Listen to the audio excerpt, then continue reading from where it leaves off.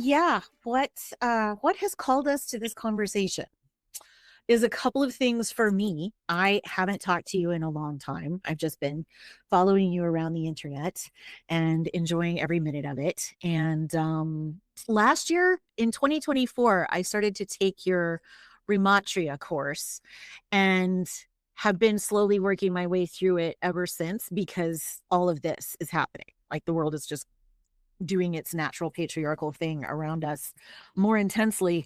And so I haven't gotten back to it. Yeah, But it's a time problem for all of us. All the mm, things we want to do.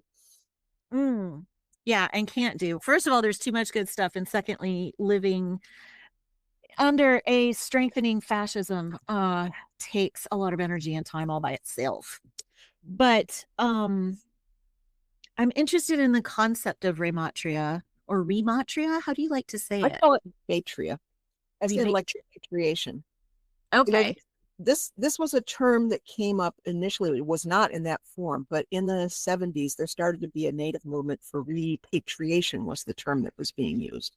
It was coming out of like, intellectual circles. This term probably came from the government, you know, but repatriation meaning to bring back to the people that which was theirs, the Mm, stolen artifacts. And of course, repatriation has other meanings that previous to that, but this specifically had to do with a reclamation of cultural property, things, cultural treasures, even that had been stolen and put in museums. Or private collections are still off limits. And so mhm, my reaction to that at the time was what we need rematriation, to rematriate our own heritages. And so in sometime that was like in the 70s and 80s, but then Native women began to really start using this term rematriate, quite heavily, especially since 2000, to my knowledge. It may have come sooner, but that's when I noticed it. Because it was not only a reclamation of artifacts, but a restoration of heritage with the knowledge that, like, for example, here in North America, a large proportion of the societies were matrilineal.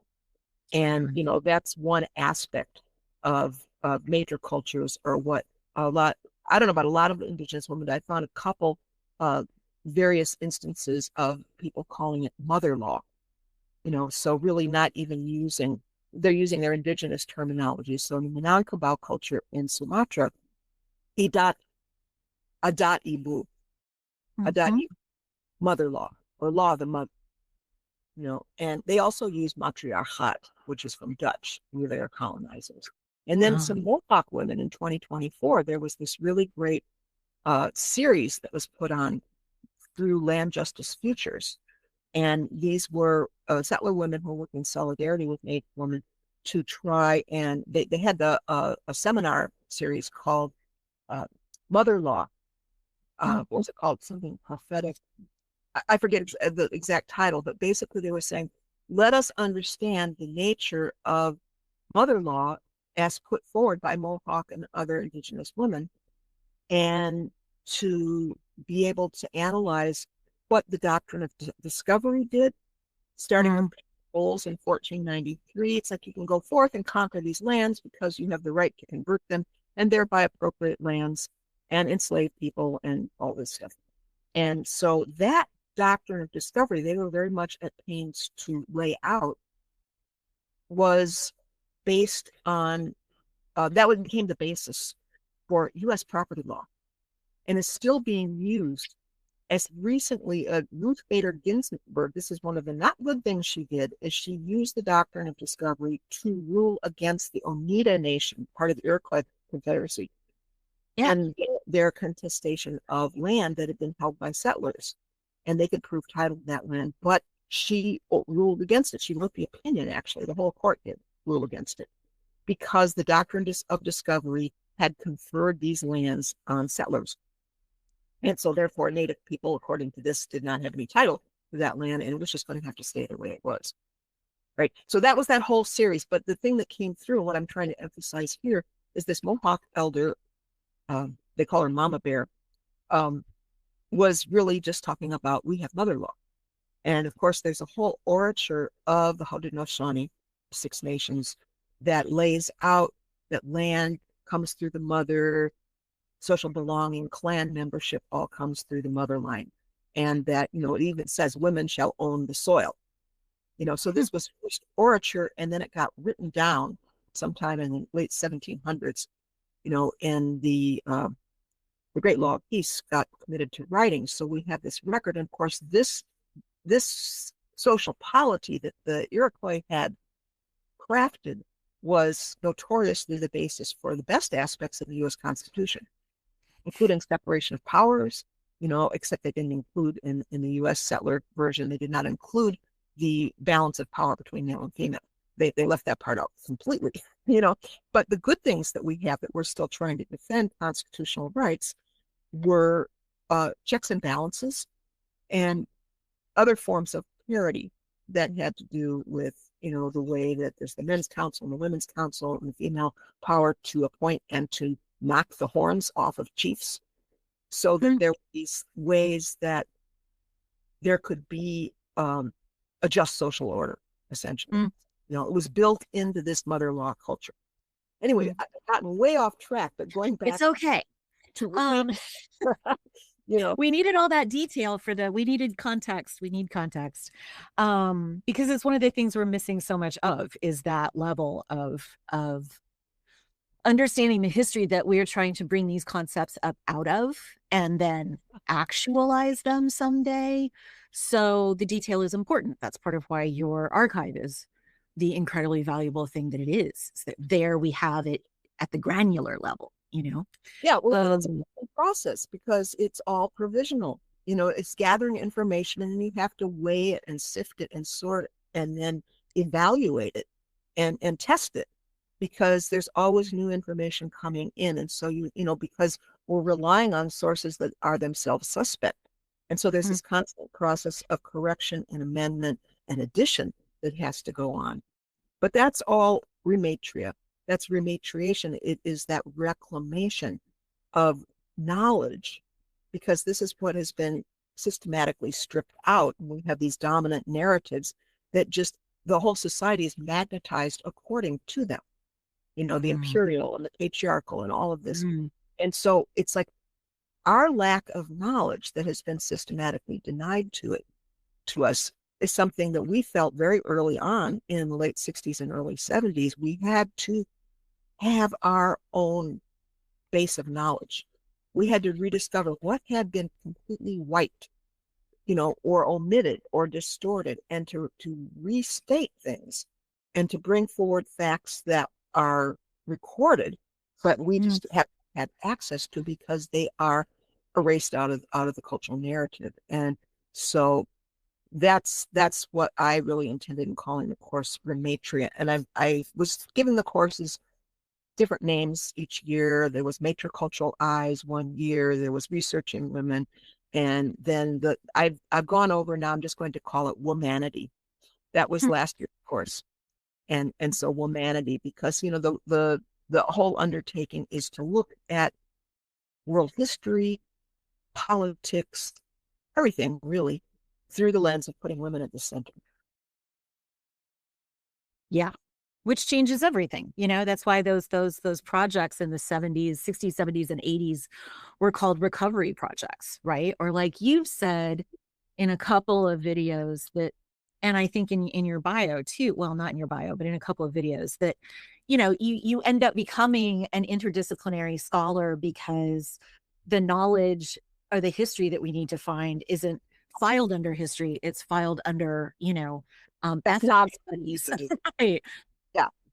All these different categories. And, at the beginning, I was really looking for, broken out information. It just wasn't available in that form. With very few things. We had Matilda Jocelyn Gage, and we had Mary Beard and a couple other historians that actually talked about women's history. But, in that time, it was card catalogs. And you go to the card catalog and you look up women, and you would see motherhood and fashion and marriage. And, it was this very artificially narrow spectrum. You did not see farmers. You didn't see builders, or, it was not in the data set yet. So, this is one thing that digitalization has done, is it's really daylighted a lot of not only just writing, but imagery, archaeological finds that, we what I had to go through, and we all do, is that what we know is strained through gatekeepers. Who publishes, who edits, who selects the photos? Because in the very beginning, I was starting from scratch. And there's these Dawn of Man, Time Life books, coffee table books. So it was all generals and male philosophers and kings and dynasties, and a couple places, little tiny black and white photos of an ancient female figurine. But just, which even Yes, FRTV. Something else, Right. and they didn't even bother to necessarily identify them. It might say what country it's from, but by context, dates, nothing like that. So, interdisciplinarity was really crucial, still is, for women's studies, or really any kind of subversive overturn of the dominant narrative, because you have to look not just at written history, but you have to look at indigenous orature. Archaeology was like a whole revelation, because when you go into the Neolithic, you see all these ancient female icons, these statuettes, and they're like the dominant pattern of both actually the Paleolithic and the Neolithic and the archaeology in terms of human representation. Very different to what comes on later in the Bronze Age, and you have this onset of patriarchy becoming visible in the written as well as the archaeological record. So archaeology was very important. And then linguistics is important, because that began to give us, the historical linguists began to lay out for us patterns that showed relationships of peoples, migrations, like the Indo-European languages and how that spread across the planet as a dominant culture, but also origins of words and shifts in meaning. And so there's a lot to be excavated there. And now we're dealing with genome studies and how that is telling us all kinds of stuff, not only about migrations and that kind of thing, but about patterns of conquest. And we're seeing evidence for matrilocality, or sometimes matrilineality, showing up in, Fujia in China, or Dorset in Iron Age England, where the Celtic tribe, and they're seeing, well, they can't tell if they're matrilineal, but matrilocality is indicated in the burials. People of a one mother line being buried together, that kind of thing. And that's showed up in Pacific Islander migration genome studies and a lot of things like that. So, and one of the things that has really laid out for us, looking, especially because most of the scholarship so far has been heavily concentrated in Europe, but in the late Neolithic, we start to see these patterns of conquest. And it actually authenticates this way that it was described was kill the men, rape the women. The male scholars would say marry, but of course it was rape, because somebody who just killed all your own male relatives and takes you off, and that's not a marriage, that's a rape. No, yeah. What Maria Gilbert talks about as hybrid cultures, because what the genome in places like Spain and the various other parts of Europe show is that there is a disappearance of the male genome, of the elder kindreds, the indigenous people of that era. The female mtDNA continues along, because they're still giving birth. In fact, these mostly male cohorts are coming and conquering, and then eventually you have families coming out of that have the elder kindred and also the conqueror. So the disappearance of the Y haplogroup almost entirely within a very short period of time shows what happened. And that's like amazing, because this is what feminists theorized, these patterns of conquest. We talked a lot about patterns of conquest in the early studies in the 70s and 80s, that, it seemed clear to us that patriarchy and wars of domination were interlinked, right? And a lot of the thinking at that time was about patriarchalization through conquest, but that still didn't answer the question of how did patriarchy originate? Where did it arise within societies?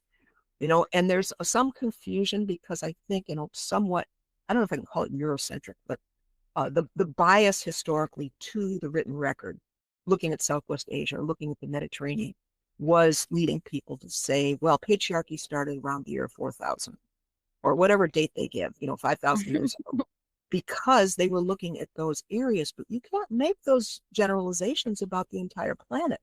You see what I mean about Eurocentric? Right. They're only looking at these societies, and yet we have matriculture surviving up through the present time. If you look at the Pueblo, people and the Moswo and others who are all under siege by the imperial patriarchy. But they're there. And my model has always been, and this is what I've been trying to document, that there is an increase of patriarchy. It's a spreading virus, sometimes by conquest, but sometimes also by cultural influence through neighboring patriarchies or through trade, as happened in North Africa, and later by conquest. You know, there's a lot of things, and we can't come up with only one. It's kind of like an evolutionary theory of patriarchy. It's not evolution of stages, which was what the 19th century and early 20th century anthropologists were trying to explain things through. Well, Because there are some theories that, at least in a few places where patriarchy takes form or emerges out of what was before in that region, that it can be related to real privation, to climactic change, to sudden needs and change of lifestyle. That's that level of disruption like throws a matriarchy so out of balance, right? Right. But that's one element. I'm really arguing against any single causative factor, because there are multiple ones. And I think we have to think about also how it arises within societies, especially related to another theory, which has to do with accumulation of wealth. And so then at the arising of class systems, you know, and we can see this, for example, in Mesopotamia, right? You know, and maybe conditions. I mean, the conditions of desertification that did happen in southern Iraq were something. It was pretty far along already towards patriarchalization. You know, with the dynastic system already in place, a temple hierarchy, and you have kind of a or you know, an oppressed peasantry who was actually doing the farming in this period. Yeah, that seems to have followed the pattern that Gerda Lerner described, right? But in other places, sometimes it arose out of some of these other pressures. Well, I'm not saying not this and this. I'm saying this or maybe this or maybe this. Right. Not a single explanation. But you know, so what happened in Mesopotamia is that there was a desertification from the fact that they were doing this extractive farming of monocrops over and over and over. And so the soil became salinating. And so a lot of these cities were eventually abandoned, you know, because it had become not cultivatable anymore. But what I wanted to say is that what more and more I'm thinking about patriarchy as historical processes, plural. You know, that there are these layers upon layers upon layers of patriarchalization, because, you know, a very early model of, you know, when anthropologists would say early slavery is female slavery, you have maybe not standing armies yet, but you have a culture of raiding and taking female captives, you know, and then that degrades the status of women across the board over time, because, you know, we you know, a female is potential chattel. And what we're looking at is there's a differentiation within early patriarchy and even later patriarchies of sisters versus wives, because sisters belong to the lineage and they have status within it. They belong. They are to be protected, although that falls apart too. Wives marry in to patrilineal families, and they are outsiders, and they come in at the bottom, and they can earn their belonging through bearing sons, right? Or through various other machinations of, you know, jockeying for a position within the existing patri family. So there's all of that. And this is an early version of divide and conquer that patriarchy has out. Divide women, you know, sister, are you a wife? Are you a wife who matures within the system and gains status as a mother of sons and as one compliant within the patriarchy, who then abuses the new wife that comes in? In India and a lot of, you know, classic. And what country are you from, and whose side are you on? And these are the grids that patriarchy uses to divide us, right? Nice, you know, lines of identity or place or religion or whatever. But specifically around females, because, you know, men automatically belong, and men are at the center. They bring women in, you know, and there's negotiations between men as far as arranged marriages and families desiring status. So the welfare of the daughter who is given out in patriarchal marriage becomes less of a concern. The brothers aren't protecting the sisters anymore. They're thinking about the diplomatic alliances and the property relations between powerful clans, you know. So it's stratification of layer and layer and layer. And eventually we get to the point, which is what I've been posting about in my Substack lately, talking about the Gnostics, is ways that religion, but it goes way before that, the ways that religion begins to encode male domination at new levels, you know, and especially with the dominant religions today. So you've got, you know, Christianity, Islam, but even Hinduism, Buddhism, all of those have structural male supremacy encoded into the religion. And so this is something, especially, you know, the most severe forms, women are conditioned to think that God will punish them if they disobey, if they rebel in any way, because God means for you to be subordinate. That is your role. And so there is a level of intimidation and internalized colonization of women's psyches using religion that has been more potent even than the previous form of just clubbing a woman and dragging her off to become a concubine. Or burning her village to the earth. Yeah, I think we are living in, you know, with the rise of the far right, we're living in another crystallization of those patriarchal habits, I guess you could call them, that I think is just sort of supercharged this time, just because our culture is so globalized and our economic systems are so completely intertwined. There's almost like no outside right now. But it's that pressure that I think a lot of feminists are feeling around the world is one of the reasons that more and more women, in ways that aren't necessarily rigorous but are definitely hopeful, are starting to talk about bringing us through something into another kind of matriarchy. I think of it as not a nostalgia project at all, but as a kind of like like you do, like womanity, like reinventing humanity in its most natural form, and with sort of minus a lot of soft focused, you know, earth mama 1970s kind of like stereotypes that people are still carrying around in their heads for no good reason, because that's not how matriarchies worked. And key for me to all of that is that every one of those systems that we have been able to study or that still exists, you were talking about was it the Mohawk you were talking about, knocking the horns off of the chief if he's not chiefing correctly,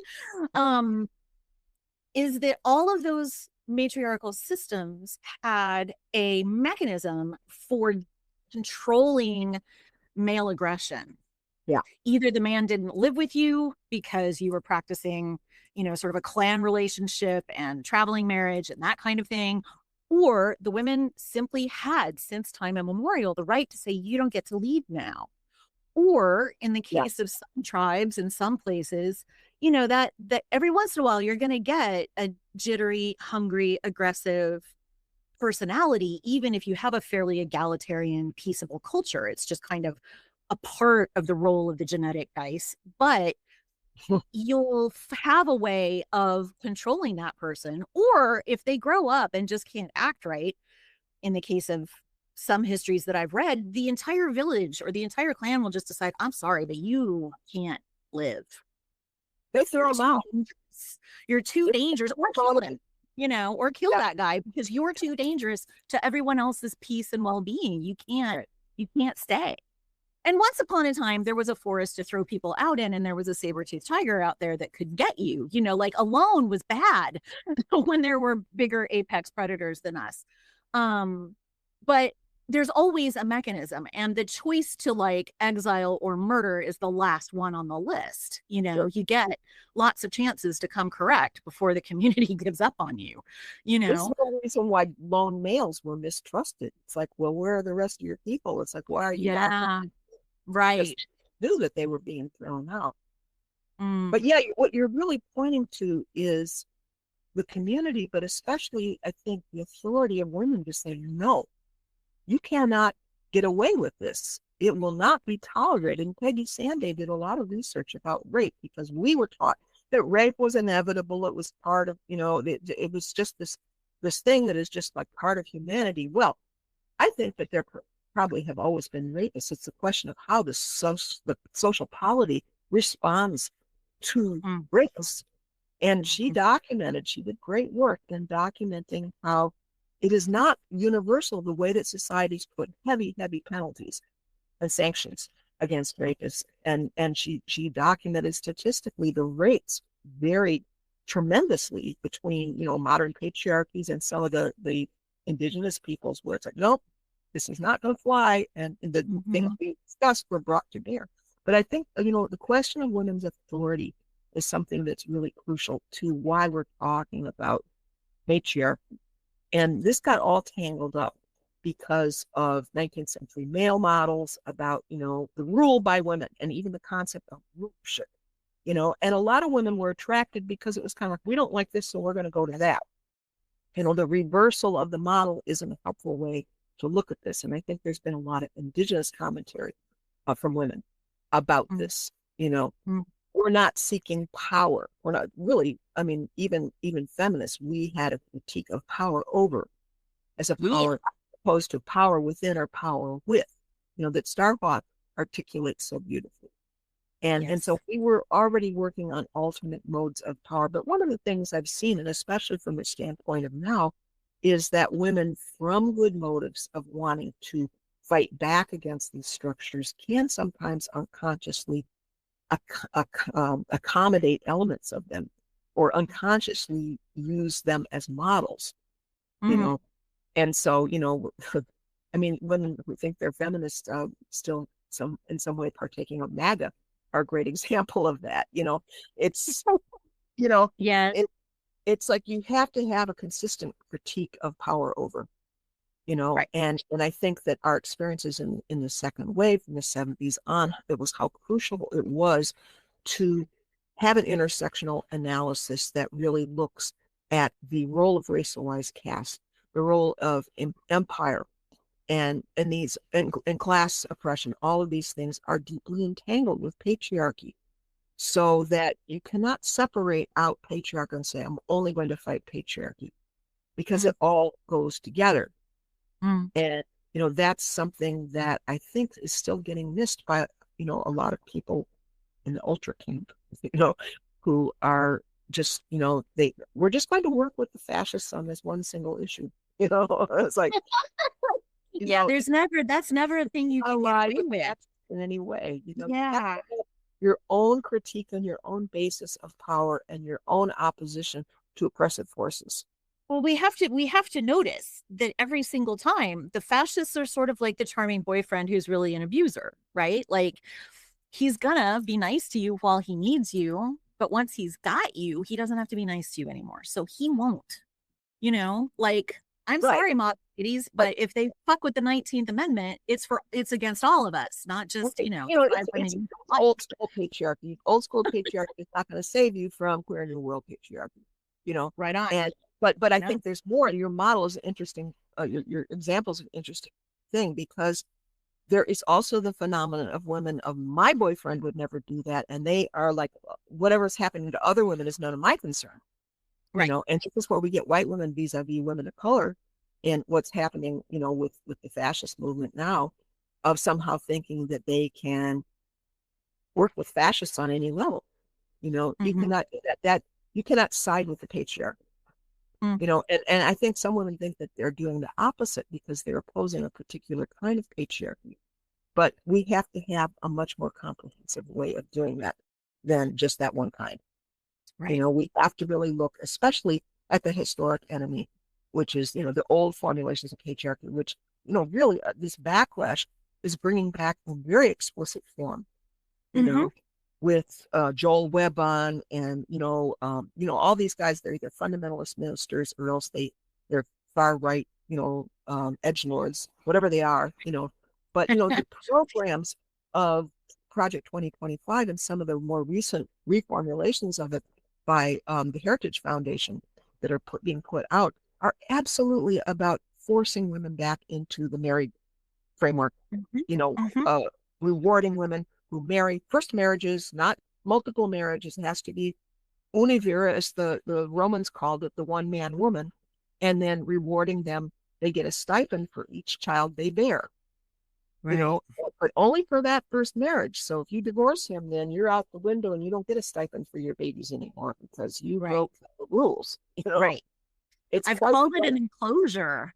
I've called it an enclosure because the way yeah, that all of those policies line up together is that they destroy what little commons we have, right? What little social safety net, what little absolutely. shared obligation we still recognize. And then it just re-encloses a whole bunch of people, like putting folks in villages. It just puts women back into the private realm where anything can happen to us and nobody needs to Right. care, you know? Mhm. And I think, That's a but I that's a think good we're way of starting thinking. to see how many layers of that are actually, I think we're really starting to understand in the light of, the recent Epstein fuckery, which I don't want to spend too much time on here, but we're seeing how all of these kinds of men, how all of these, whether it's a fascist or a Christian nationalist or an old fashioned patriarch or a newfangled patriarch or an edgelord, or the pastor in West Texas or whoever, they all have this one favorite pastime, which is hurting women and especially hurting girls. Um, and it seems to me that we're finally coming to a place where nobody should be able to avoid the understanding that the literal institutions of our world are doing everything they can right now to protect these people. Yeah. Yeah. Well, and the complicity of leading thinkers like Chomsky and Dawkins Mhm, mhm, in defending those same predators. Not, I don't think they were aware of the scale of the abuse or, the full nature of it, but they knew it was going on. They knew that this trafficking was happening, if nothing else, and they were, I mean, Chomsky was directly defending Epstein. He was counseling him on how to handle it because, he thought the Me Too movement was a terrible savaging of men's reputations in a form of a witch hunt. You know, it's like I I I just like, okay, I mean, it's like there's mhm. the level of complicity or the loyalty to patriarchy that we see even in progressive levels where, it's like, I mean, the thing with Chomsky is that patriarchy was never on his radar. It was all the grand geopolitics that were acted out by men. And it was a reversal of US imperial policy, which he worked for at Mhm, MIT, worked for the military for a long mhm. time and all of that. But it was just something that what happens to women doesn't really matter. And as we see now, he didn't really believe the survivors. He called them vultures, you Yeah. know. So I Yeah. mean, there's this way that patriarchy is so embedded, and this was something that we reacted to in the 70s because we came out of the left. We didn't Right. really go left. We left male dominated left, as we called it then, you know. Mhm, mhm. And Well, and Chomsky is that. I mean, he's been there since then. You know? Yeah. that's just a sidebar, but it's just like the direness of it all because they are preparing to basically, I mean, what remains of democracy is on the chopping block, and they are hacking pieces off of it as we speak, by the day. But Mhm, they're coming after the boundary waters. They are. I mean, you talked about enclosure, concentration camps. mhm, They're buying up these huge warehouses off in the country mhm. places, and they are preparing. I mean, that's the ultimate enclosure, but it's also a way to you know it's not just deporting people anymore, it's killing them through horrible conditions, terrible Yeah. conditions, and no medical care and not enough water, and epidemic diseases are spreading and all of that. So it's a viciously sadistic politic that we are living Yeah. under. It is I mean, it's yeah, the sadism of it is part of what may distinguish it from some other kinds of patriarchal structure, although I think sadism was always at the heart of those structures one way or another. There's always, I mean, if there's anybody in the room you don't have to care at all about, that's a yeah. sadist structure, right? If there's someone whose job is only to serve you. um but yeah, they are busy recreating, you know, really not just concentration camps, but like I think their goal is to create a new slave class. I mean, what else are they trying to do? You know? It's very much a racialized slave class Oh yeah. because it's all about snatching brown people, not just off the street, but breaking in their doors, breaking in the windows of their cars. And it doesn't matter if they have papers or not. Mm-hmm. They're going to still take you. Mm-hmm. And they're taking foreign tour. There's this Irish guy that was, living in the country for 10 years, married to an American. That used to mean you were automatically in, and he was on Yeah. the way Yeah. citizen. I heard him interviewed on RTE. Yeah. Yes, Yeah. they were like since September has been in one of these camps. But worse, what they've been doing with the Haitians, Mm-hmm. and they released these Haitians to Puerto Rico and they wound up decapitated. Oh And my God. it's like, I mean, really like severe, worst of the worst kind of stuff. So, I mean, and the other part of this is the way that this is meant to demoralize everybody, because now people are starting to realize, okay, this could happen to you. White people are starting to realize it because of Preti and Renee Good, and Yes. and And our and Irish.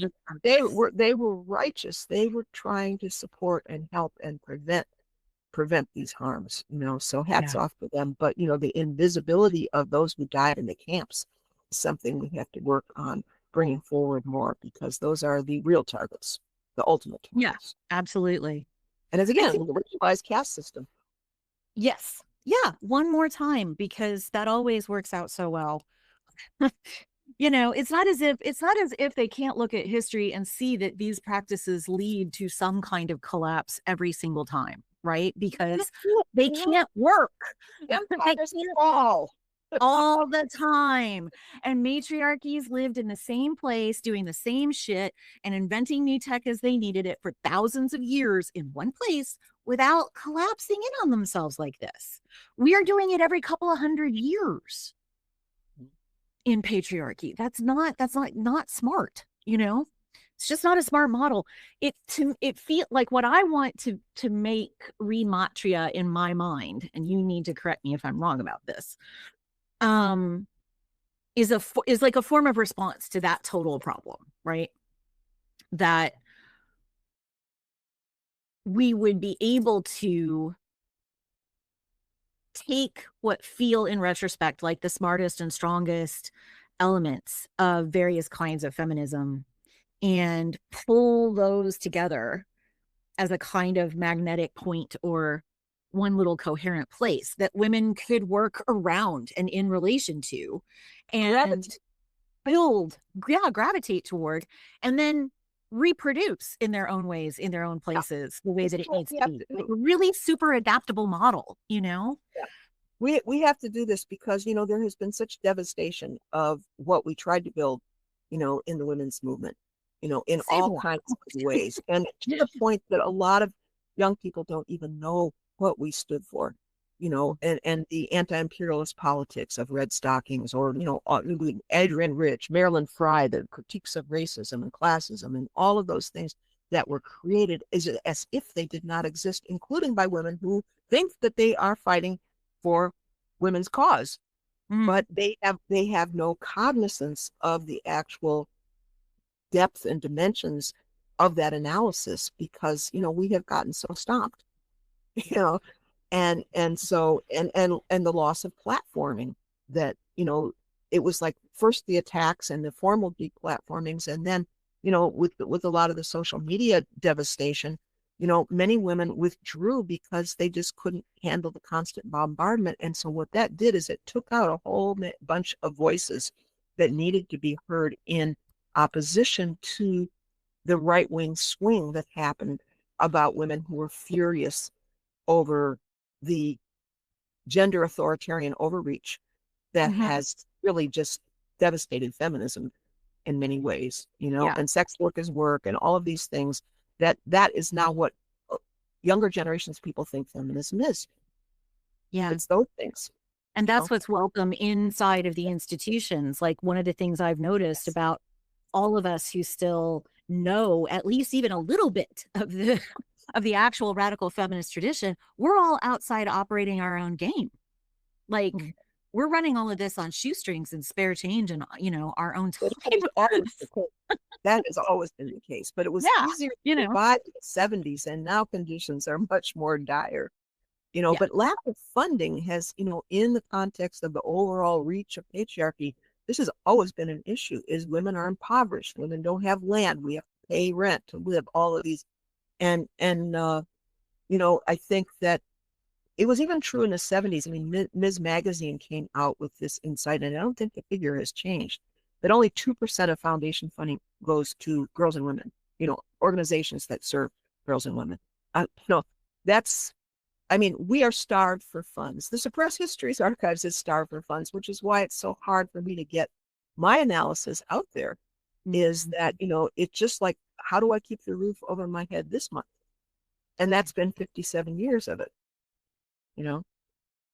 And I think we get starved in those ways. And so then the institutional funding, who selects that and where does that money go? I mean, one of the things that happened that changed the whole trajectory of feminism in the 80s was that it got to the point where it wasn't sustainable anymore for everybody to just be volunteers out of the, sacrificial imperative to somehow change the world.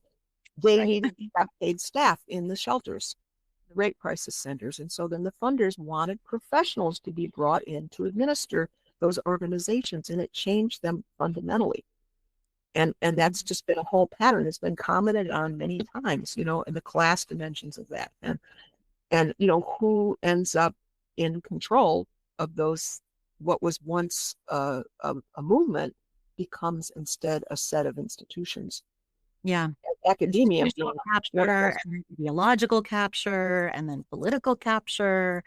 And now we're all out here running our own joints, trying to keep the word alive, yeah, I call it, and that we're more and more also sort of moving back off of like social media. I've noticed we're all kind of like, I don't know how many Discord servers you're in, but I think I'm at like 6 or 7 now. It's like we're all building these little forts in the woods. Like literally, I called it the other day. It's like we're building these little huts for witches in the woods, and we hang out here.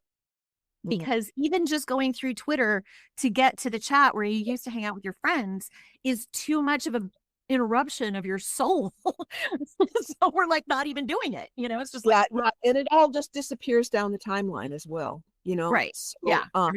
That's, but I've moved over to Substack because at least I don't see the censorship there. Facebook, I'm shadow banned. I can't even reply to comments more than 4 times, 5 times a day. And then I get a message from Facebook. You're not allowed to comment anymore because we're trying to eliminate spam. That's fine. We're sticking to it, but why am I still seeing an ad for something I bought 3 months ago, you assholes? Like I bought it. Did you notice? Did you see that transaction? This gets me in a way to issues of solidarity.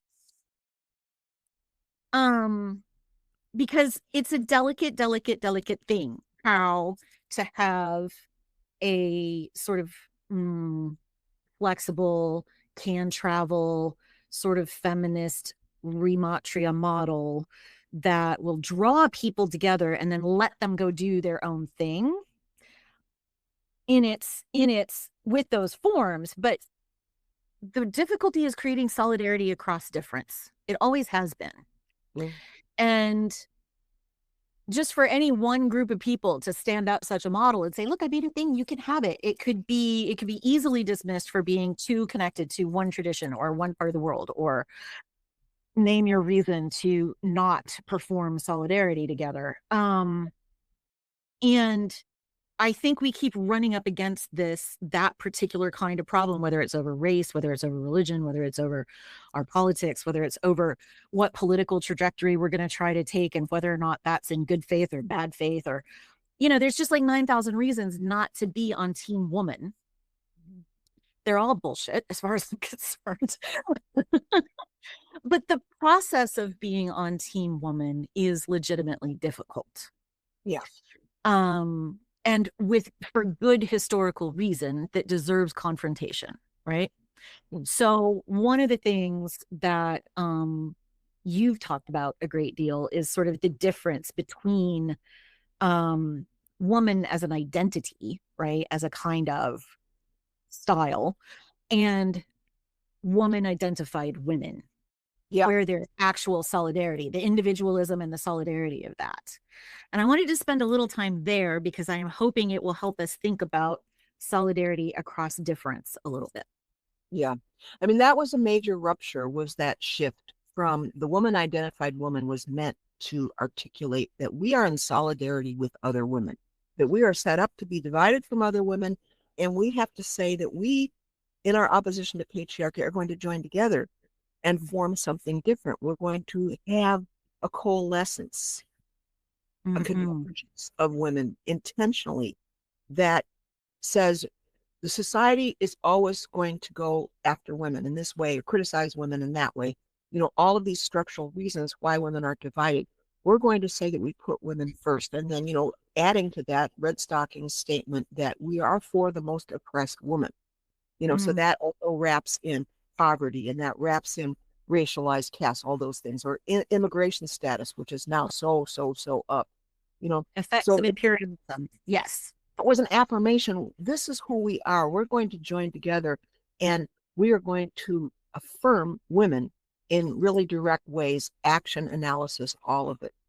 So Mm-hmm. that went along for a long time. And then we come up against the identitarian reformulation of I identify as a woman, or for many women, I disidentify from the category of woman. There's no solidarity there anymore, although some trans men have spoken out on the reality of female oppression and even said, when I transitioned, I all of a sudden noticed that I was greeted in a different way when I went into the convenience store, or for people, Mm-hmm. if I spoke, the way what I said was received positively instead of snapping away at it. So that was, there was some consciousness at times there.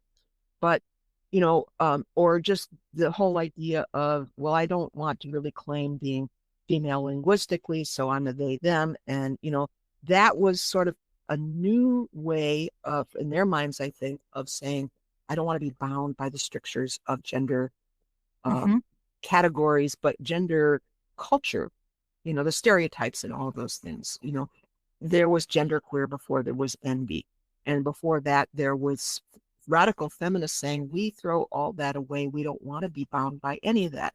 And there were excesses there too sometimes, because we were so angry at that coercive feminization, that then women with makeup and all of the other stuff, there was some policing that went on there, and it's very difficult to have a rebellion and to be able to articulate your critique of those coercive social mechanisms without somehow also either being seen as or actually hurting women who are still performing those forms, you know. Right.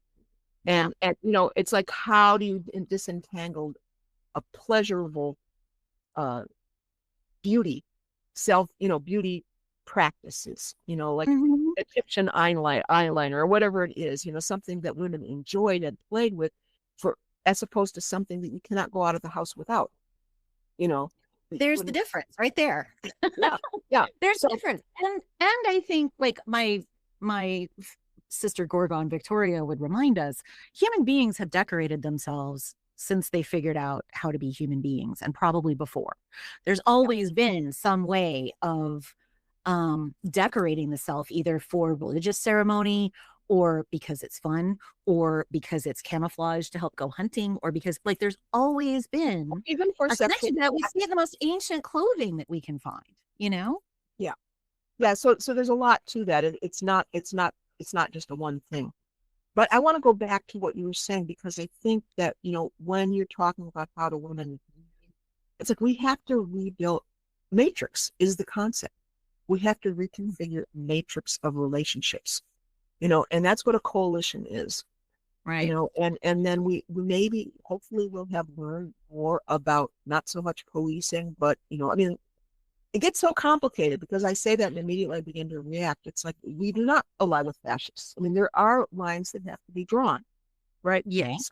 it's like in our critiques of each other, there are lines that have to be drawn very clearly, because solidarity is implicated. Solidarity of white women with women of color in particular around that particular issue. but also solidarity with white women who are also crushed by fascism, which is what is in the sights with Project 2025.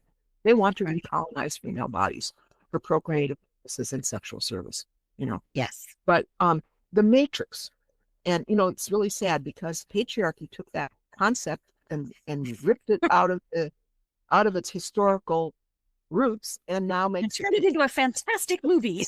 of authoritarian control. Yes. You Yes. say that word, but this is something that in my matricultures video, which we're hoping to put on open access through the Suppressed Histories Archives within this year, because there's certain things that should not be behind paywalls. But the matrix is from the root we have the root of that means womb. Matrix is Latin for womb. And it's related linguistically to matrilineal, matrivocal, all those things, matriarchy, but also matter. There are all these entanglements, and it's like again, it's a web of relationship. And I think that's the core of what matricultures are. Or you could say matriarchies, however you want to phrase it, is that it has to do with relationality. And whether that is going to be politicized as a form of domination and colonize female bodies, right? And ranking systems and all of that, or whether it is really about reverence for the life principle. Who is supporting the young life forms? Who's taking care of the old? The solidarity of human groups. And they don't necessarily mean the lesbian feminist movement was very clear. It does not have to be based on blood kinship. And even in the classic matricultures, it can be through adoption. And the means in many societies, and even some patriarchal societies, was the elder woman, the adoptee to breast. And that would be a token that now symbolically they were part of the kindred. Because even the patriarchal Greeks had this term of those who are related, they call them homogalactus, which means those who drink from the same milk. Yeah. Right. Yeah, and it implied a mutual. Oh, sorry, but it implied a mutual debt. It implied a real connection between these separate peoples, right? This clan and that clan. Yeah, I wouldn't say debt. I would say connection. I would say, responsibility. Responsibility is the best. Yeah.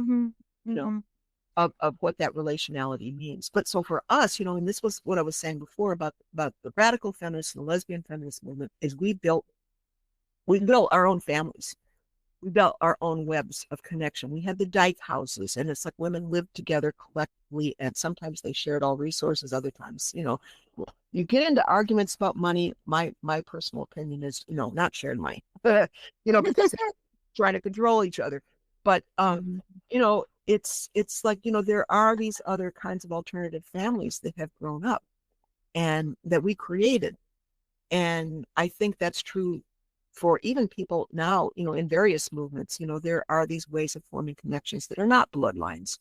Because I don't think that what we are going to recreate, should we succeed in doing so, is going to look just like what used to happen, the old historic forms, because we're living in a completely different world.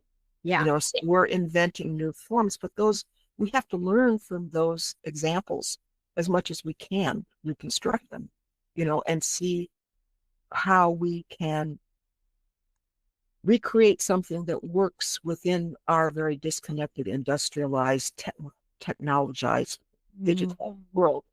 It's really a fight for attention. So much of this is about, can you even be heard? Can you even be allowed to speak without having, Facebook take the person's account down? They were taking down accounts for saying dyke in a positive way. Getting the name of the woman, Liz. She formed this group called Listening to Lesbians, but they actually canceled her account for using the word dyke, and she fought and won to get that back. But then that was somewhat of a temporary victory because you have the authoritarian cyberlord coming in and Yeah, I was just going to say this on a platform where some account was reported for sharing, like it was either porn or child rape media, 17 times before they got kicked off. Yep. So, and this was back to the Epstein nexus, because these are the Broll oligarchs and they control the mass media platforms. social media for sure, all of them. Well, I don't know about Substack, but you know, and then you have, of course, CBS now, and there's this increasing. Washington Post just got shut down. I heard a great proposal that the women who divorced Gates and Bezos would get together and fund a new independent post, or a Washington Independent, that they would put all those fired journalists at this moment before they I go mean, find some other job, right. fund them, give them a platform. Let's have something independent, because we're losing. I mean, there's not much in the way of newspapers left anyway. New York Times is completely captured by imperial, genocidal, whatever, So, um, Yeah, they've listed very far to the right over there. Yeah. and this is, I think, true at large for most of the media. So Mhm. it really is a battle for attention on the cyber sphere, and that's controlled by our enemies. They Yes. own Yeah. everything. This is like a little distillation of the problem, right? We live in these societies that are structured and controlled by the thing that we are trying to overcome, and we have to Yeah. live in it at the same time. Mhm. You know, There's an um, old-fashioned version of that. The power of the press belongs to who owns yes, it. But so that still applies. yeah, yeah. Um,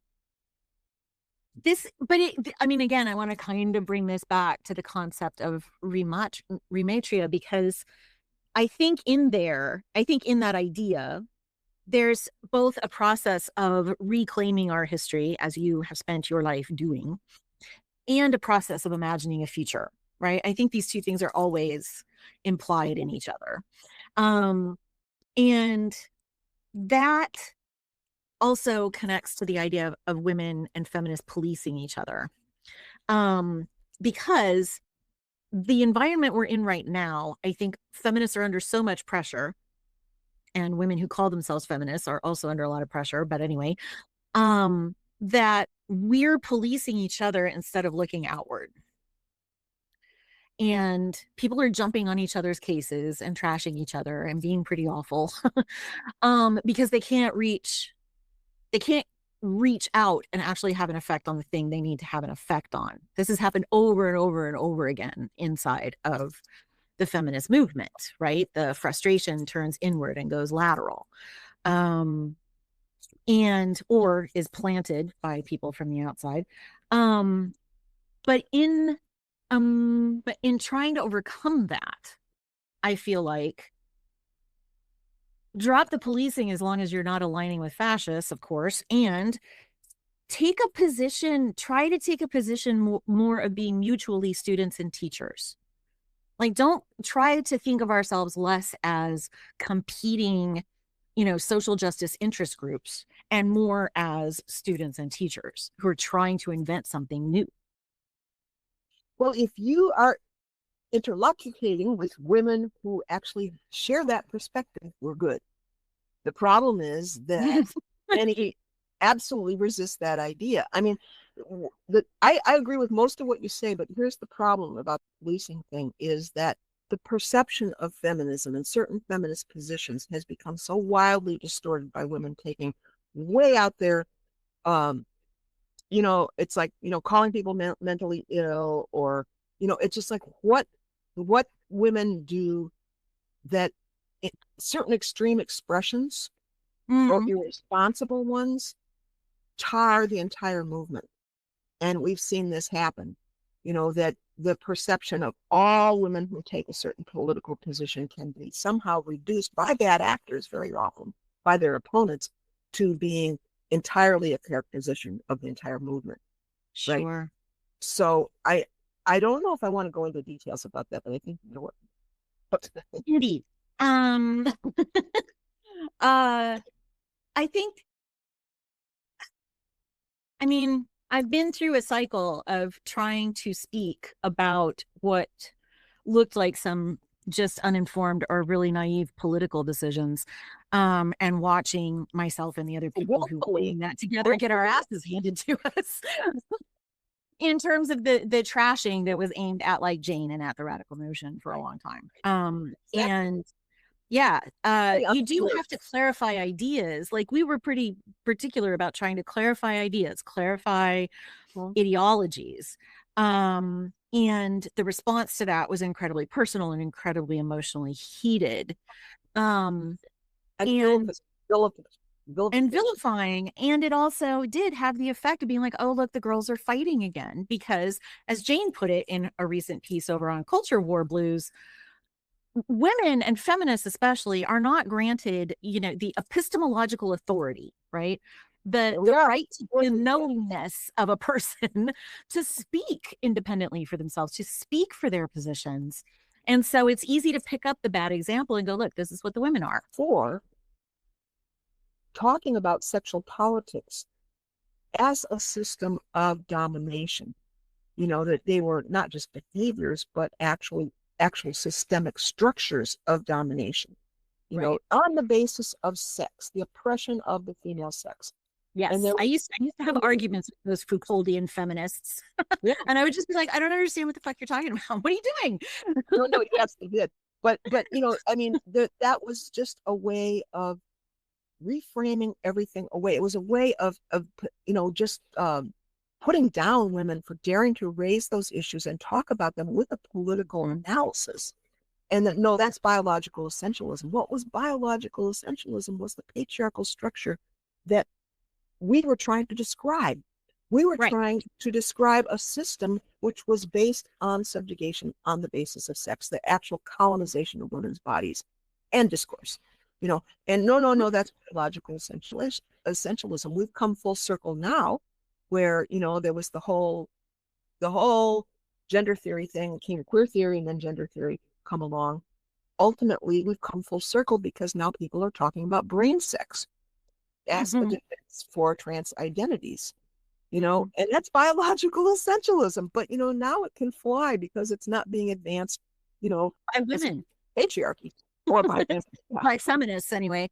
Yeah, no, I used to, yes, it was always mystifying to me how those feminists, I'm doing scare quotes here with my fingers, would talk about the biological essentialism of the radical feminist analysis, or even of another theorist like Luce Irigaray, my favorite of the post-structuralists. And they would just like all of a sudden, there was no gap, there was no difference between the material level and the semiotic level that floats on top of it and changes your perception and experience of it, right? Like that we can talk about in other spaces. But once a woman is trying to talk about, the politics of domination and how she is targeted, right? How women are targeted on the basis of what our bodies look like for all kinds of exploitation. That's now biological essentialism because we said the word body. And I'm like, yeah, what the fuck was Plato doing, you guys? Like, what? yeah, exactly. Yeah, well, that's where Jane's critique of Platonic idealism is so valuable, because this high theory thing was all about discursive ideas, the framings of language, what they call the linguistic turn. Right. And it was all became about ideas. And we talked about ideas too, as far as they were part of an enforcement system of a political structure, not just a male domination, but also class and racialized, empire, all of that. I mean, discourse is an important aspect of that. That's certainly been something I've analyzed at length, but, to toss out the window an actual, because, this was the thing with the postmodern horror of meta narratives. You cannot generalize, as Carla Mantillo was saying. You cannot make, you cannot name patterns. You Yeah, cannot name then patterns. you're abusing power. You're claiming power if you do that. I'm like, well, no. Well, we need to actually have some power for women, but We do. Yeah. it's Yeah. so jive, that whole. I mean, because it just, everything got into this impossibly theoretical tangle of incomprehensible language that sounded impressive, and it was a great route up to the top of the academic prestige ladder. Yes. Worked out very well for those who were pushing it, those who were actually talking about the material conditions of women being trafficked. Right. No, it didn't work out at all. Right. Yeah. They Yeah. No. They used to refer to those ideas as sexy. That's a very sexy idea. And I'd always be like, no, it's not. It's an idea. I don't think it's like sexy. Like, what does that have to do with sex? Yeah, no, they would like actually sexualize the process of thinking to entertain themselves. And like they, Jane's real clear about this too. She and I made friends because we agreed about this, that when a theorist like Derrida talks about a text, he's talking about world. And when he talks about language, he's talking about a system. And, like these were metaphors that he was working through that were actually connected to political stakes.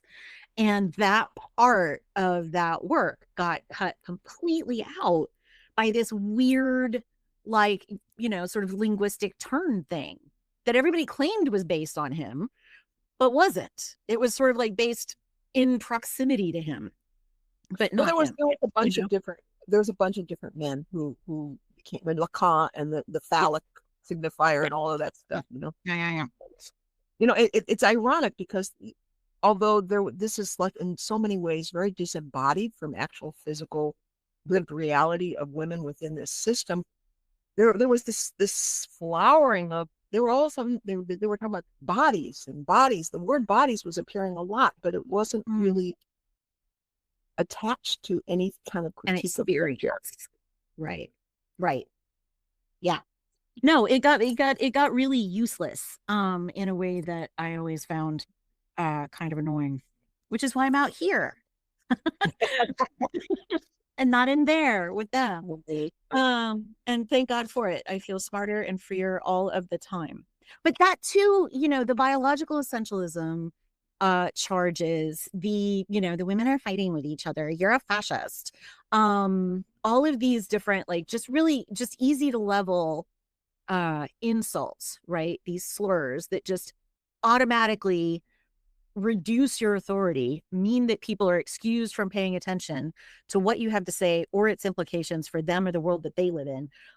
Those are witch hunts. That's how witches work. They just went witch and then did terrible things to women. They're doing it still, like literally in many places in the world. That's why I ended up generating those little quotes from Silvia Federici's recent book, is that she's looking at how there are competitions for resources in parts of Africa is what she's looking at, but it's happening in a lot of places in parts of Africa where if you can take a woman's resources away from her and keep them, the easiest way to do that is to call her a witch. Yeah, especially the widowhood practices.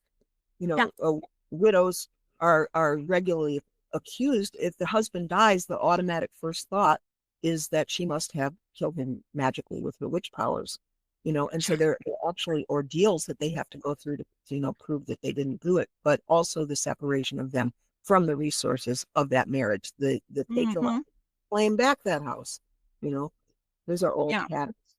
Yeah. But the thing that you are a particular expert at is how that concept of the witch, the way that the witch hunts unfolded, is connected to culture, is connected to socialization, is connected to even technology. You get the witch hunts because you get the printing press. You can put this idea predate that. Predate that, but that's an augmentative factor. It increases. It creates a geometric progression of an escalation. The spread these demonological ideas, because what I document in Witches and Pagans is that there were already witch hunts going on in early medieval Europe. And I have a whole chapter on what was happening between, say, the 7th and the 11th century in as far as witch hunts, but it was not at the scale. And there was a whole ideological basis of it, and this is what Federici misses, is that there's a formulation, there's a culture war by the church against pagan cultures, ethnic religions, let's call them, in Europe. Diana is the devil, is one of the bywords, and this whole idea of women who go by night with the goddess and they fly in the night. And, there was a fusion of authentic folk traditions around the old pagan goddess with demonological concepts that come out of the clergy defining these religions as devil worship. And this is a whole story. We can maybe do a whole other podcast just on this. I'm not going to go into great depth, but these persecutions begin to escalate. You have the Inquisition coming into the picture in the 13th century, not initially to go after witches, but very quickly it turns to that as they get pretty much stamp out the Cathars and the Waldenses. They turn around and then they start going after women in the late 1200s and early 1300s, and that escalates. Alias Maleficarum is, very much spread because of the printing press, but it actually, the ideas in it are already in play from male demonologists. And so there's this whole cultural war against the folk cultures, which, non-Christian cultural roots, but also against women, because women are the primary body of the accused in this. And so it's a much more complicated story. And I think it's really crucial to understand that women were not the equal partners of men in feudal Europe either, working side by side in the fields with men. They did work side by side, but then they went home and they did the double shift because they had to do all the other work. And there was an infanticide, and there was battering of women, and all of these. It was a severely patriarchal society, even in the feudal period. We're talking about the 1100s, the 1300s. It was not a paradise for women before capitalism and enclosures. It was not. But there is no question that that is a factor in the escalation of the witch hunts, and the proletarianization of the people that were thrown off the land. Those are all dynamics that I talk about in my unpublished volumes, Secret History of the Witches, where I do talk about the peasant revolts and all of those things, but we should not have rose-colored glasses about the situation of women. Europe was a patriarchal society already, but again, we're talking about layers being added over layers. It gets worse. It got worse, and we have the introduction of the old Roman practice of judicial torture that the Inquisition brought in. That was at least as much of a factor as the printing press, because it enabled them to force their prisoners to say whatever they wanted them to say. And some died under torture and would never do it. Especially old women were good at holding out on that, but they were not. It was the demonologists had these, and here we go back again to our present moment, these fantasies of painful sex and devils raping women with icy cold members and forcing their prisoners to say, yes, the devil did these things to me. This is like a whole coercive torture scene. I mean, this is part of the roots also of what we're seeing now, is this really vicious sadism, that was being enforced at official levels and was being supported by university professors and doctors, as well as the clergy. And it wasn't really the church only, but it was also the state.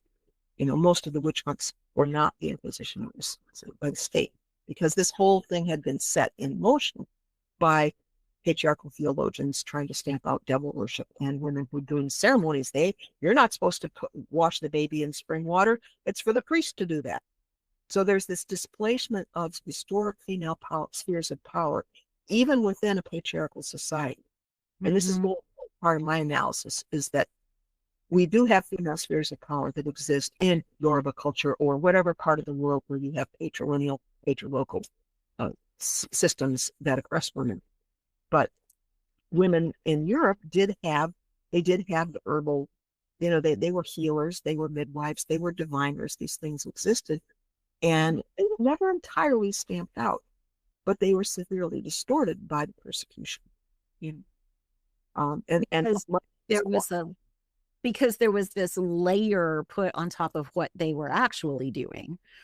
Yeah. And which was devil worship. Like, it's easy to go devil worship hunting. If it doesn't exist, it can be anybody. This is this is sort of the thing about a witch hunt, is that you're hunting something that doesn't exist in the way that you imagine it, which means you can find it, which means you can find it everywhere. Right. That's true. But there's another thing, was what the folk healers were doing did exist, but it was being demonized. Right. And even if they added Catholic prayers into their incantations for healing, that wasn't necessarily even enough. Because they did try to adapt and put a Christian sheen over it, as the diasporic Africans did with Santeria. They put the saints, and they had the orishas hiding under the saints, and the Maya did the same thing, and it happened also in Peru. This is something that had happened earlier in Europe, and even some of the same methods, because they had penitential books where they would interrogate people in the parish. Priests would be asking them, is there anyone who does this pagan practice? Is there any woman who reveres the fates and sets out a table for them that they may bestow good fates to the children they're born? Those penitential books were used again in Southern California by the Catholic priests in the mission system against the Chumash. Right. So there's this replication, and this is one of the things I'm working. I'm going to do a new edition of the Diabolism video, Ideologies of Domination, because what was first crafted within Europe in order to repress folk religion in which women ruled large was, this concept of devil worship, and blood libels also against the witches, supposedly killing babies. That was then exported by Europe in the European conquests of the world. Devil worship was being used against people in Virginia, native people, and in Massachusetts, and in Mexico, and all the colonies of Europe. It was a weapon of colonization that had been forged in the persecution of pagans and witches in Europe, centuries before or longer. So this is one of the ways where I'm talking about these entanglements of patriarchy with colonialism. This is a legacy that got picked up, and what was used to internally colonize Europe is then turned out and exported to the rest of the world. Adapted to new circumstances and weaponized, really. I mean, but for the same purpose, domination. Right. To install that. Anyway, we've covered a lot of ground. We have covered a lot of ground. I don't want to wear you out. I know you have an evening to have ahead of you. So I want to ask you one more thing before I ask you the last thing, because the last thing's really simple. But in your thinking, what feels like sort of just imagine like the short list of important things that feminists who want us to get through this contraction of patriarchy, this intensification, and to move toward a sort of rematriated and matricultural situation. What are some of where should we be focusing as far as you're concerned? Oh, goddess. I know. You don't have to be right. Listen, okay, let me take the pressure off of that question because I know it's really big. You don't have to be right. But like what today, this week, feels like where energy needs to be for the next while. I'm not talking about the next century that we're going to solve all the problems, but for the next while. We have to fight fascism. That's on the front row. And it's wrapped together with the patriarchal program that we were talking about before, the whole Project 2025. I mean, the men who are, running these intelligence trafficking compromat networks or are the beneficiaries of them are very much dedicated to reinstalling patriarchy and also to looting the entire biosphere. The boundary waters, the Alaska oil plans, to start stripping some of the pristine wilderness and poisoning it. Everything goes together. If we can just get women to see it, because there are real problems in the way that the Democrats, first of all, they're just such a wimpy failure at an opposition party that it's just despicable at this point. I mean, with exceptions, right? But they have failed again. And so we don't have that. I think as Minneapolis is showing us, it's going to have to be grassroots movements. And a challenge for that is I don't want to see feminists being canceled out of those movements based on ideological enforcements.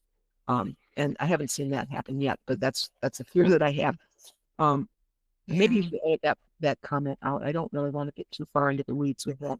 No, yeah. I think, we can probably edit that bit out. But that's the thing is that maybe, to get through the fascism, maybe we don't have to put the feminism forward right now. Well, I think we bring the feminism with, but we do not use a litmus test like, because these various groups that are opposing fascism in Minneapolis or wherever, are also making declarations about their ultimate solidarity with all trans people, blah blah blah. It's like some of that stuff is bitter to my taste, because But there is a women-led movement that's going. I mean, women are very much amongst leadership in these movements, you know, and so that's all off the record. But I think that we really do have to.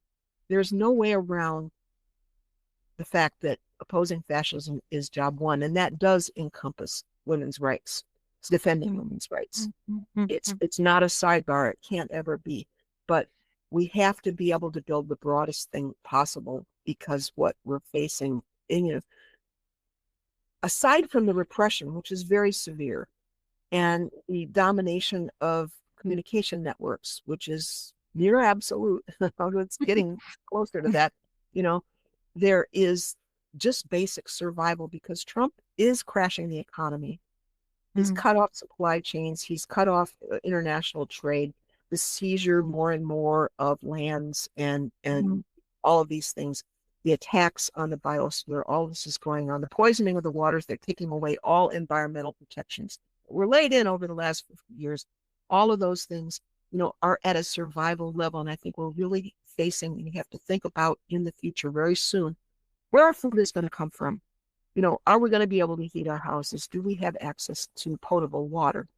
Things like that, as well as the environmental devastation, which there is now no longer any kind of federal emergency management for floods, droughts, earthquakes, tornadoes. Storms that rage across the South and freeze everyone. Yeah. Right. All of that. I mean, the climate crisis is happening. Mother Earth is screaming. The volcanoes are erupting, and it's just like there are going to be severe interruptions to our capacity to survive. And it's frightening to think about how we're going to live through this. So we are going to have to back to this thing about relationality. We need to have our networks, and it's very challenging, because we have been very divided. Yeah. And some of this under really what I consider hollow political rationales, sexual political rationales, or gender politics, has been very divisive in the way that women in particular have been targeted very heavily. And those have been attacks on women's speech and women's authority, and even ability to be exclusion in the name of inclusion has been a major feature of this particular witch hunt. That reminds me, because when you were saying before about the witch hunts, what I noticed after 2000 is that the witch hunts were a direct model for misogynist aggression against women, against feminists, because some of the symbolism was die in a fire, right, and burn turfs. And I archived some of these memes. This was, and that was not a good look. So after a while, that was retired. Although I've seen glimpses of it here and there. But there again, there's got to be political accountability for misogyny, for male pattern aggression that has been so heavily deployed against women in the name of being progressive, and it's not. And I hope we get to the point someday that people stop looking in the other direction. When women's actually having their skulls fractured and punched, actual punching of these so-called. Yes, and the judges are letting them off with the international trafficking of young women for the, I mean, we look the system is built. Our systems are built to look the other way all the time. And I think there is maybe a hard to swallow political opportunity here, because the way that the new fascists are coming after trans people and the communities around them really is pointed.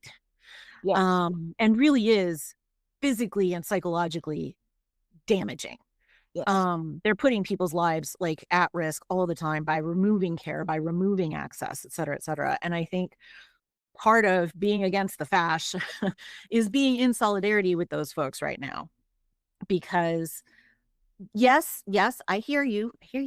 The history has been terrible, but we're not going to get through this if we leave somebody out. Well, I agree. We cannot leave somebody out. But now this is, again, we're going to have to take some of this out, but I'm just going to tell you this. Okay. I mean, I would like to actually see what what you put online before. Oh, I will. Yeah. I will totally send it to you. Because I am against the targeting. I'm against firing trans people out of the military or any kind of attacks on basic civil rights by trans people. When it comes to care and gender affirming care, that's really talking about medicalization of gender, which is harmful, Mm-hmm. especially to many gay and lesbian youth. You know, what Jamie Yeah. Reed calls proto-gay and lesbian, right? Um, Mhm.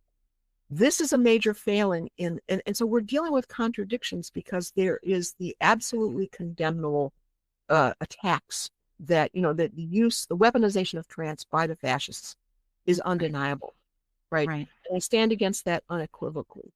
On the other hand, we have people across the board, ACLU, now, Ms., you know, just about any left organization you could name, any publication, the Nation, all of those are constantly mouthing the same slogans about denying health care to transgender youth. And what they're really talking about is opposition to harmful interventions that cause, Yeah. in the case of puberty blockers, degradation of bone. You know, sex Yeah. hormones are developmental hormones, and we're talking about neurological and bone damage for the puberty blockers. And we're talking about organic damage in the case of, you know, like the UTI infections that are so Mhm. pandemic among people, girls with women who have taken, females who have taken testosterone, you know, Yeah. heart attacks, strokes, all of those things, or the damage to those who went down the medicalization chute because they were alienated and then are waking up 5, 10 years later and realizing I'll never get my voice back. I've got hair all over my body. My Mhm. breasts are gone. I have no sexual sensitivity left in them. Mhm. And the ones who wanted to have a child and did will never be able to nurse that child. And those are harms. So Yeah. Yeah. calling that care is not on. No, I And they totally, get away with that. totally agree with you. But And because because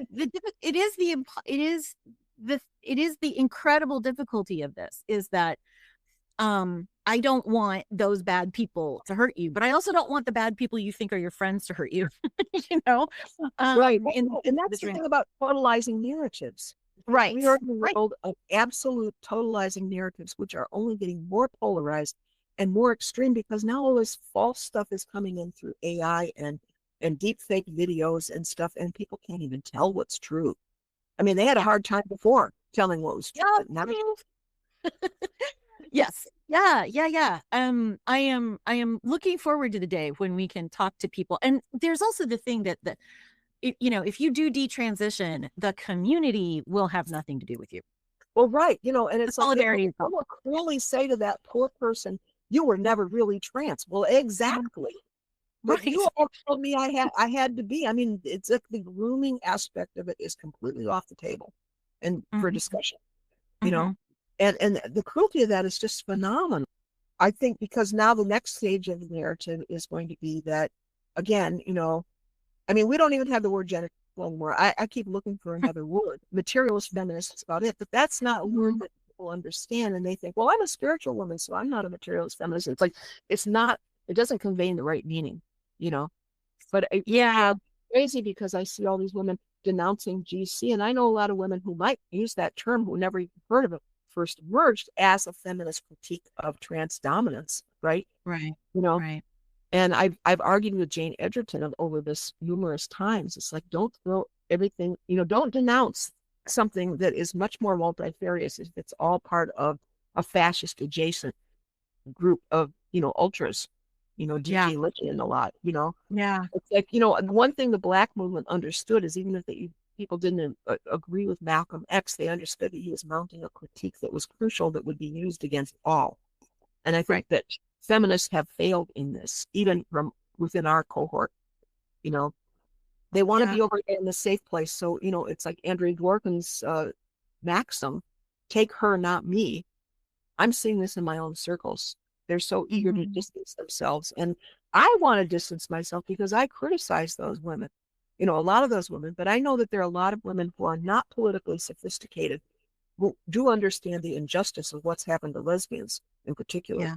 and to feminists more generally, who might identify with that term, and they're being thrown under the bus because no acknowledgement is made that GC is a much bigger umbrella than, Yeah. I mean, Yeah. Jane was using the term until recently. I understand why she stopped. That's different from a broad brush denunciation of an entire category, Yeah. which it's like we need a name for the feminist opposition. What is it that Yeah. can be understood?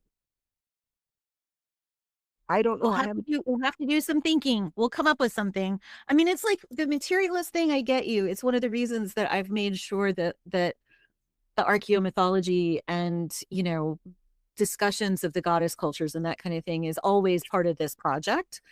So that they're not separate from each other. This is a material history. This is material culture. Yeah, this is a real thing. Term. I just don't think Yeah. it's the totality of the position. I think it's Well, I'm trying. Yeah, useful I'm sometimes. trying to But think of it. yeah, we have to come up with something, because if we are going to have this reformulation or this reformation of core feminism, is one of the terms I came up with, you know, just to really kind of like reconfigure ourselves, then Core, did you say? core, Yeah, CORE. Mm-hmm. yeah, Mm-hmm. you know, then we're in a very difficult position because we're just under attack from so many different directions, Yeah. you know. And it's like, how do you convene something like that? And then you have women coming in who are expressing problematic things, that, you know, how we deal with that, and especially how we deal with that incurring program on all of us. You know, I'm running into this in a group that I'm on the verge of leaving. I don't know, but there's this one secret listserv that is, you know, basically radical feminists. They're all pretty much mostly lesbians.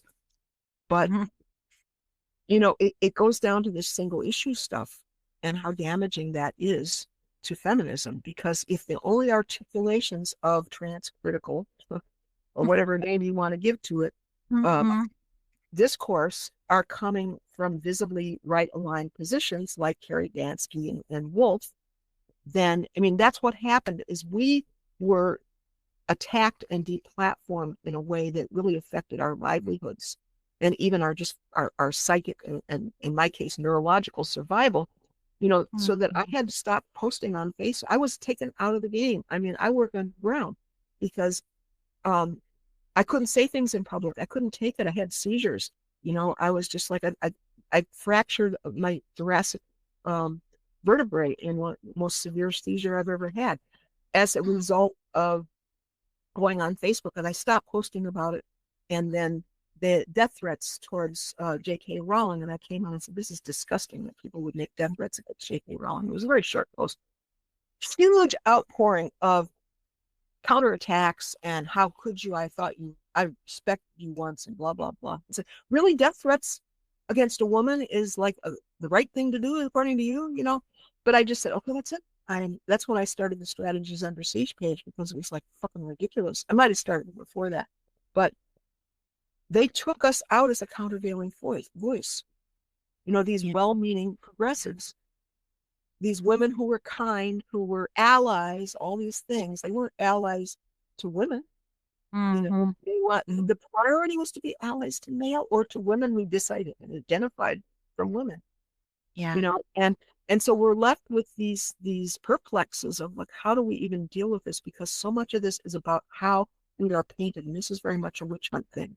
We are painted as being on the right, and I go crazy because that's happening in a very large way over here. And then I'm fighting with all these women over here who in any way partake or support any kind of right-leaning stuff, because they are enabling those attacks on us, and they are actually destroying our public face because they are visible. Keith doesn't care. She goes online and she does her thing, you know, with your shield or on it. Great. Let's use the whatever, sweetheart. Oh my God. You know, the thing I want to remind people of is that because we are feminists, we have exactly no power.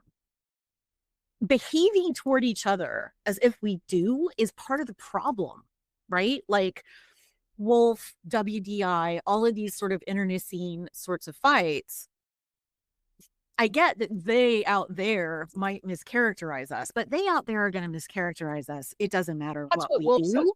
do. Well, I don't think that that's an But excuse for and doing it's stupid very shit. damaging. I don't think that's an excuse for doing stupid shit. I don't think that's an excuse for being politically irresponsible or getting way too close or into the right and still calling yourself a quote unquote radical feminist. Like that term has been like sort of diced and sliced up over time in so many ways. It's almost impossible to use. Core feminism is really interesting, but the idea that any of us has enough influence to shift any of these conversations strikes me as kind of nuts. I think what we need to do is be building the power we need to be able to shift those conversations. That may mean that we retrench a little bit. I agree that we do, but I really disagree because I think that the only visible voices who remained out there are the ones that are on the far, far side who really did get in bed with the right. And it has painted all of us. It has smeared all of us, and it has been used over and over again by people on the progressive side to say that that our position either doesn't exist as what we know it to be, or it is a fascist project, because those are the visible voices. And Yes, I agree that countering that is worth the energy. I just think that one of the things that we could do sort of as a core feminist, as a kind of like a coalitional club, a distributed think tank, is sort of work out where to go away from that, what to do next, sure, how to but represent we're ourselves. really arguing about how damaging that was.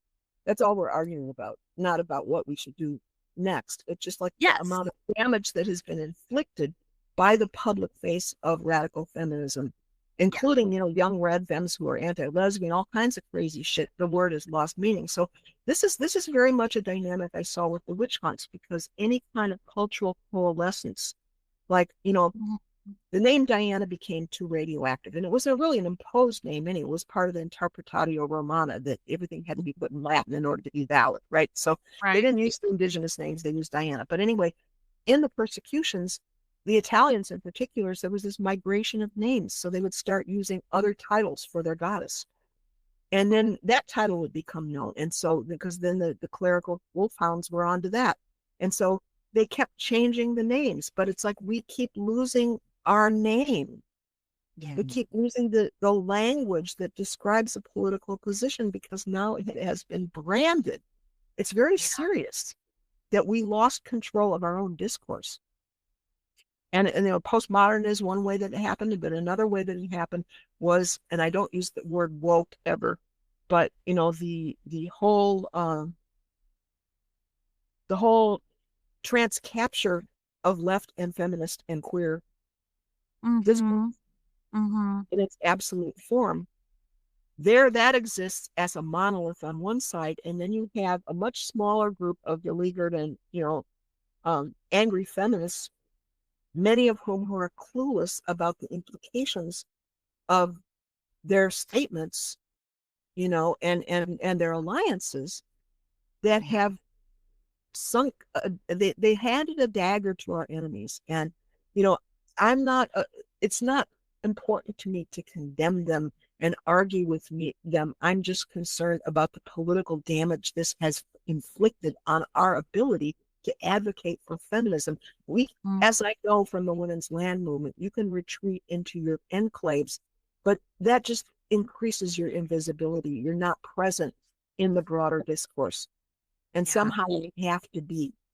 It's pretty fraught. It is terribly fraught. I mean, we're doing you've been doing this for ages, and I feel like I have just matured into one of the most complicated moments of feminist movement history, and I'm like, what the fuck are we gonna do now? But one of the things I want to tell you, that just like everybody else on the planet, Medusa Rising is developing a Discord server. And well, we got I put out a poll to our readers, and a whole big chunk of them were just like, community, please, want to get connected. And I think, yes, if I want to build connections among people and get this whole coalition idea flowing, we're going to have to do that. Yeah, let's try to. I want to do a whole entire conversation with you sometime about the awkward, difficult position that lesbians find themselves in these days. I don't think there's enough care, just basic care given to that topic, to your cohort of folks, to these communities, and to the, I mean, currently there's a lot of misguided lesbians, fine, but historically, a lifeblood, a lot of the movement. Yeah, And absolutely. A lot of the leadership was lesbian. yeah, The second wave. yeah. Well, even, actually, what's her name? Lillian Fatterman wrote a book about the first wave called To Believe in Women, documenting how many lesbians were involved in that. Mm-hmm.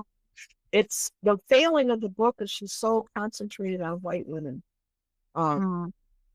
But nevertheless, she puts out really valuable information, stuff that I didn't know, like Frances Willard, who was the leader of the Women's Christian Temperance Union, was one of the conservative forces that Susan B. Anthony was keen to align with. Mm-hmm. Was a butch girl who did boys' tasks and didn't cut her hair short and wore men's clothing and stuff. And then she grows up and she becomes this Christian. I don't know if a conservative is the right. Trauma does fucked up things to people. Well, it was just like her issue was really women. And so, like, because battery and alcoholism were so close correlated, that's the way she went with it. And I found another very interesting, can't think, but very, very interesting woman who was also a Christian feminist, but she did all this organizing around, she became a missionary where she was in Asia, she was in China, and then she was in India. And seeing the trafficking of women radicalized her, and she became this big activist, around trying to stop it, and eventually ended up working with the British Empire in India to try and get some action on this. I mean, this again is that way that women get compromised, is those are the only forces that exist. Right. And so they say, okay, I'm going to do it this way. And then 100 years later, you have people on the left saying, well, she collaborated with colonialism, but it's like, oh God, She's trying to stop this thing over here. Yeah. But anyway, yeah, Frances Willard. So, yeah. No, if you want to, I would love to just hear the history as you know it. I think that would be a really useful thing to be able to share with people. And to keep in front of feminist consciousness that, the world didn't always look like this, To do an interview on that yet. I mean, I was there and I know a lot of people. I was in contact with a lot of movers and shakers and, was on the ground through all of that. Because of the situation right now, so things are very hairy. But what I would be interested in doing another session on is on the witch hunts. Okay. We can do that. Thank you, cousins, listeners, women who are sticking by us, and fellow travelers, for the gift of your attention. We know your life energy is precious, especially these days when there are so many vampires about. If you want to support this Radmat Film project without committing to a subscription, drop into the show notes, follow the link, leave us a $5. Meanwhile, stay rad, stay witchy, like, share, and download this podcast, move that logarithm, and be good to each other. And be careful out there. I hear it's icy.